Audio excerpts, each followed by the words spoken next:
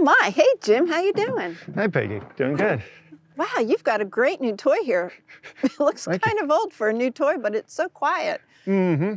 Well, it's actually is old. It's from the 1970s, and it's quiet because it's all electric. I've never heard of an electric lawnmower before. So at the time, with the backdrop of the oil crisis going on and the lines and the pumps at all, GE was in way a little bit of a leader, and they took a risk, started up their outdoor power equipment department, and started producing these all-electric garden tractors. My. And they range from a small ride-on mower only up to this was their largest model, which could do the full garden tractor type stuff. Interesting. How long will it last if I were to use this mowing my grass? You know, how long could I use it before I had to recharge the battery? You can get 2 or so acres out of it. And how long does it take to recharge? I mean, and being kind of old technology, does it take a long time to recharge the battery? I guess that's all relative. With the charger that comes with it, if you were fully run down, you could plug it into a regular outlet overnight, and 8 hours, 10 hours later, you're good to go. If you're using it a lot during the day, when I used to live more out in the country, I would plug it in over lunch and give it a boost charge and go back to it after lunch and keep on going. Well, I know they didn't have lithium batteries back then, so I guess these are lead acid. Right, lead acid batteries, golf cart batteries of the time, and actually still in use today in golf carts. And they're much simpler. You don't need all the computer control to use them safely like the lithium. So it's what they had at the time. And in a garden tractor situation, unlike a car on the road, the extra weight of the lead is not such a penalty, because if you're tilling or trying to plow or something, you want the weight to get the traction. You want some weight, yes. Yes, so it works out very well versus the lithiums are so light. Right. People don't realize that. Yes.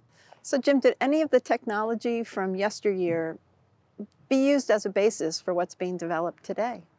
A lot of it is totally different because these were DC motors, everything is AC motors now, lead acid, everything's lithium now.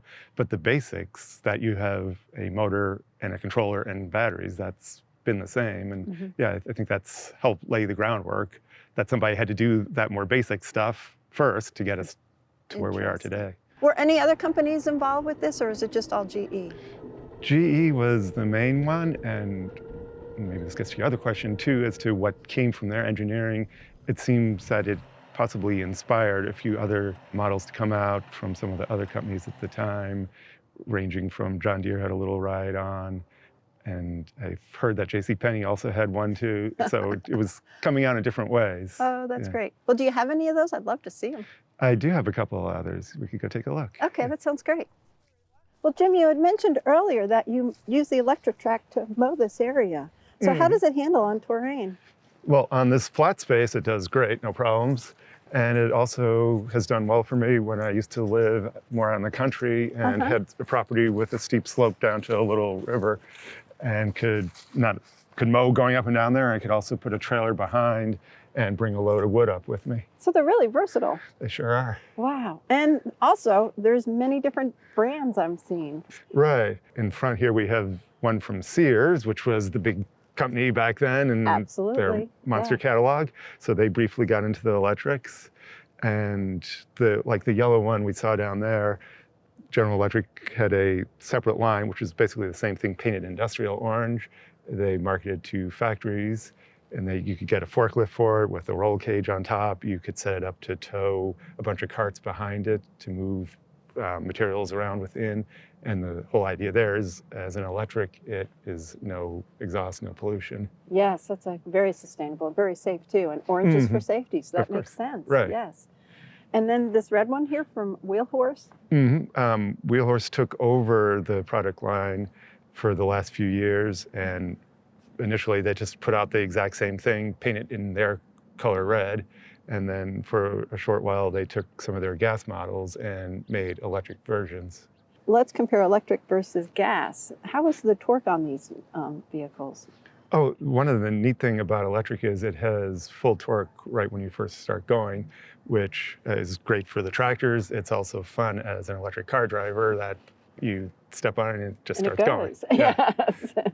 And it must be good for the attachments as well, which you had mentioned earlier that they had attachments. Those big ones like the tiller on back or the snow thrower on the front, all that torque of the motor, it can chew through a snowbank or it can break up heavy ground. Do you have some attachments here? I'd love to see them. Yeah. So Peggy, they had quite a number of accessories. I have some of them out here to show you. Oh my, this is more than I thought. I know. They go on and on. The plow blade on the front, which was primarily marketed for snow pushing, but I've also done some small amount of dirt grading with it. Right. And on the back, they had a decent sized tiller that had a lot of power to it. Very ingenious, but that's what I was anticipating. I was not anticipating everything else. Yes. What they also did is at the time, they'd come out with a line of corded tools that you'd plug into a regular 110 volt outlet. Yeah. And what they did is they turned a lot of them into 36 volt versions that would run off of the tractor. So instead of your corded drill, from your outlet, you would plug into the tractor. Nice. And you had a drill wherever you could drive your tractor. You could also have a chainsaw that would come along with you, and kind of a companion to that big tiller on the back was this small tiller to do just little spaces within your garden. My kind of tool. There you go. Great little weeder. Yes. And this was before weed whackers were all the rage. This was to trim your grass, or you could also turn it sideways and use it as an edger along your walkway. Nice, very and nice. Also maintain your hedges with the hedge clippers. How heavy are these though?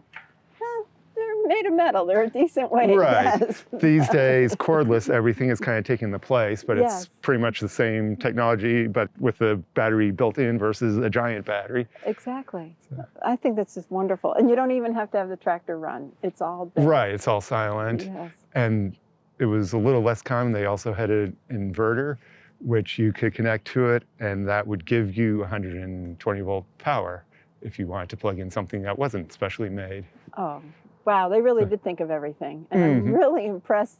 And I still don't know why this didn't catch on, because what a package. Right. It's just one of those things with the timing. The oil crisis wound down, and I think they just maybe tried to do too much all at once. Yes. Jim, I noticed you drive an electric car, and also that you have a lot of hobbies dealing with electricity. So tell us about that.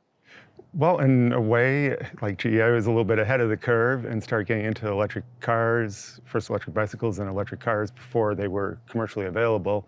And there was a little bit of an underground group of people who would talk on the internet, and we would do our own conversions. So I had a converted electric pickup truck, was the first electric on-road vehicle I had, and then the garden tractor was the first electric that way. You've managed to take all of this old technology and put it into a store, the electric tractor store.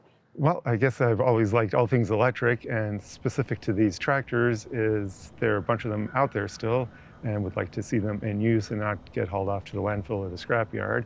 So I want to make people aware that they can bring these back, and also just generally educate people that this electric technology is applicable to yard care on up to farm size care. Yes, it is so pertinent to this day where we're all trying to be sustainable. We're all trying to recycle what has been used in the past and how we can move forward with it. So you are spot on, and I appreciate it. Thank you. Sure, you're welcome. I had no idea that you were just such an electric guy.